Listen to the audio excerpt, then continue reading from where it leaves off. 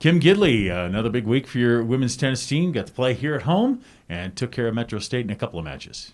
Yeah, it was great to get to play at altitude and transition back into competing. You know, anytime you come from sea level to altitude, you do have to make an adjustment. And we really were looking forward to those matches because we were going to play Colorado tomorrow. So that was great that we had those matches to get adjusted competing or altitude and that. But we just found out the match with Colorado has been moved to a different date, March 9th.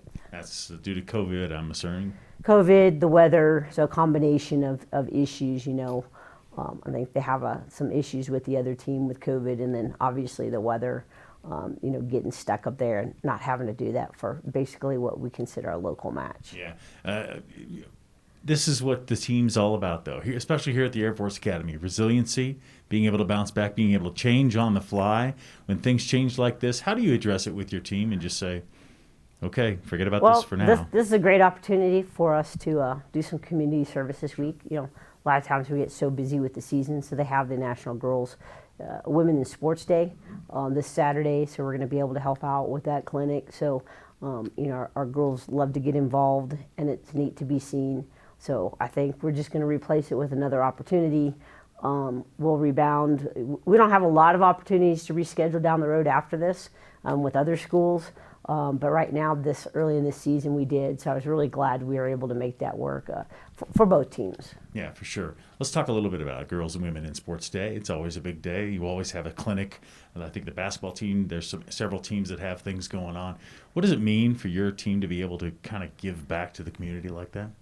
Well, in this particular case, I think it's neat because it's young girls, and they're going to grow up to be strong women.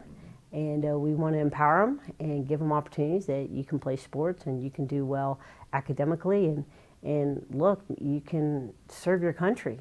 And how cool is that? Because when I was growing up, that was not the case. My brother was going to come here in '76, and it wasn't even an option at that point in time that I could think of really even like, oh, I want to be like him or do this. So I think for these young girls to have, female mentors that are strong women and serving in the military and playing sports and doing well academically. I mean, what a great opportunity for us to work with them. Yeah, for sure. Kim Gidley, thank you for the time. Have fun. Girls and Women in Sports Day, that's this Saturday.